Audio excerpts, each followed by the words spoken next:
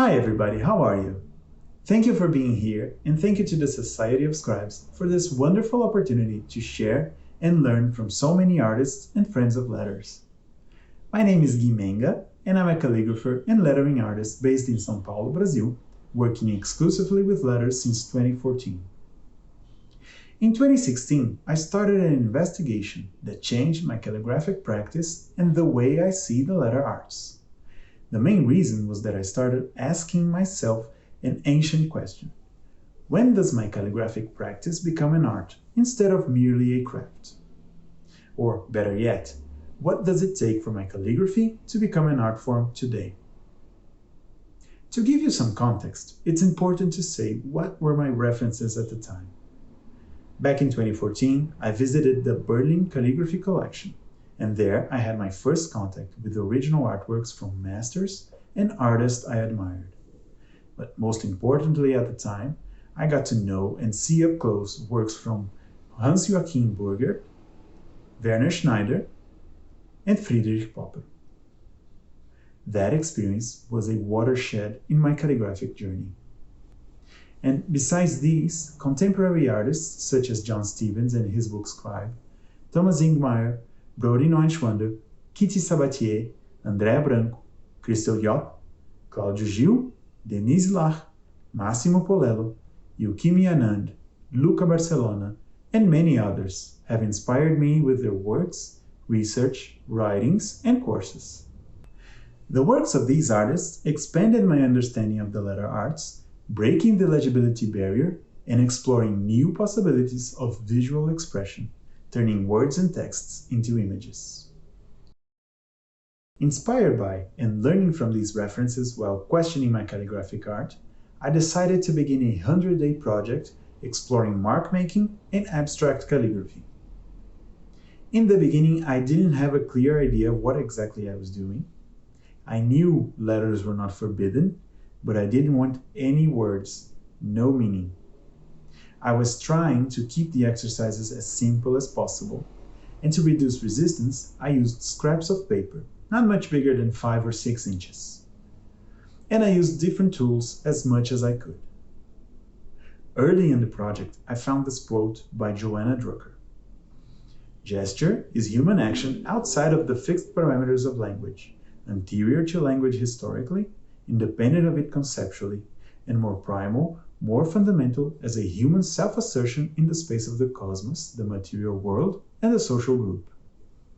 That quote helped me understand that I was investigating calligraphy before writing through its most basic and fundamental ingredients, the gesture and the stroke. Also, as I dug deeper into the subject of abstraction and calligraphic art, new references and influences started to show up in my work, including works from the abstract expressionists Franz Klein and Lee Krasner, and especially Cy Twombly.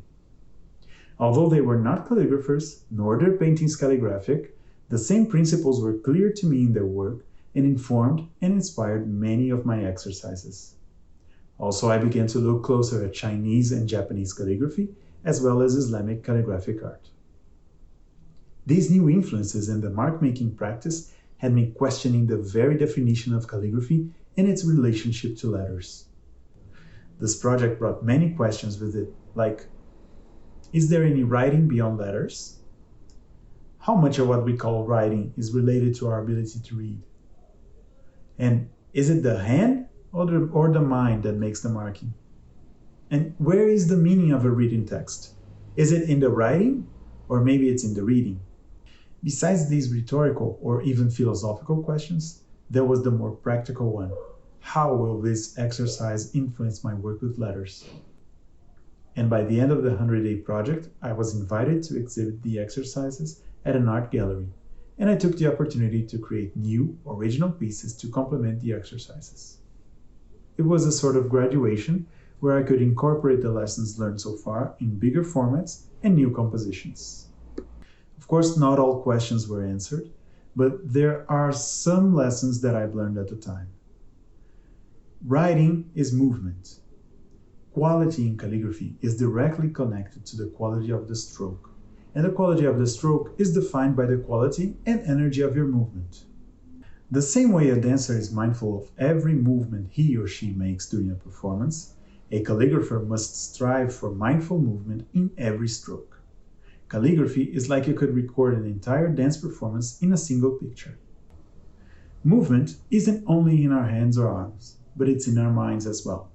This is not an original idea, but it was a new discovery to me. And another lesson was shape is countershape. There is no shape without its countershape, no composition without empty space. The countershape gives meaning to the shape. But most of my calligraphic study up until that point was entirely focused on shape alone, as it is natural for most people starting to learn calligraphy. We copy the shapes, focus on perfecting the shapes, focusing only on the black, the stroke, without noticing the beautiful countershapes they create. The problem was that I was still focusing only on shapes, merely copying copies of models, without really seeing them, so my writing was artificial at best, lifeless even. And there is freedom in learning to see the countershapes.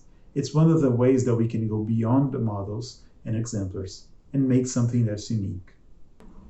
And finally, a third lesson learned from abstracting calligraphy was, the whole is greater than the sum of its parts. That might seem obvious, but it's probably the hardest lesson I am still learning. I often forget the quality of a page or composition isn't measured by the quality of a single letter or stroke. Judging a calligraphic piece by the quality of a letter makes as much sense as judging a Pollock or Twombly painting for that one drip in the bottom left corner. That's not what makes these paintings great. That's not what makes them inspiring. From this lesson, I was able to change my attitude when I make a new artwork, with less perfectionism and more focus on energy, movement, and the quality of a whole, instead of minor details. Thanks to that experience, I've learned in practice that there is a calligraphic scale, from formal letters to asemic writing. That means writing without words or meaning, from the objective to the subjective. And this is where I found the art in calligraphy.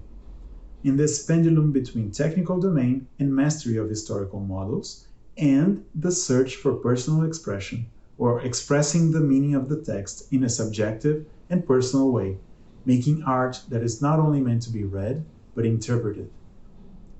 Also, when we express what we feel about a text or a theme, using legible letters or not, and through these letters, transmitting our energy and emotions in a series of strokes, records of movement in a single moment on paper.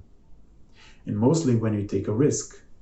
When we risk making something ugly, illegible, or imperfect, whatever perfect means. That's when we reach uniqueness, that's when we make art. In the end, what began as a creativity and abstraction exercise ended up teaching me more about calligraphy than I could have imagined. It taught me about calligraphy way beyond letters or writing. And I would like to invite you to try this exercise as well. You don't need to go for 100 days in a row, but you might simply write a word or a phrase, something that's interesting to you, that has a meaning to you, using a hand and a tool you're comfortable with. Next, you'll find and repeat the gestures and movements in this word or phrase in a new composition with all letters. Focus on the stroke, the gesture, the shapes, and the countershape that are forming on paper. Lastly, return to the word or phrase, now with the same energy and mindset you had with the abstract composition, but applying them to the letters. This is just a small exercise, a first step. Your experience will be very different than mine, and the lessons you'll learn will be very different as well. And that's the beauty of it. The same practice and exercise will teach different lessons to each of us. The question is, what will you learn about calligraphy when you stop making letters? My goal in sharing this story was that in this variety of experiences, we might meet each other, whether in ductus or in gestures. Because as we move deeper into specific knowledge, we risk losing sight of what brought us there in the first place. But at the same time, it opens up to new and unforeseen possibilities. Where you stop is up to you. If you have any questions or just want to talk, feel free to write me, and you can find all the exercises on my Instagram feed. Thank you very much.